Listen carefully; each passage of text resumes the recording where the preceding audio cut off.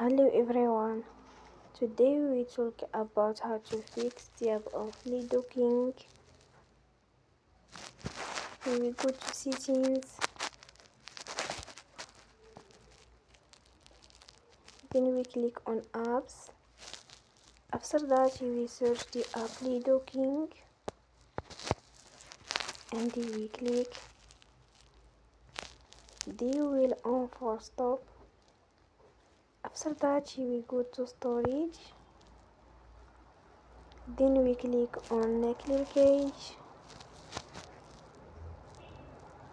In the end, turn your phone and you will recharge your phone again. Don't forget to support us by like and subscribe. See you next time and thank you for watching.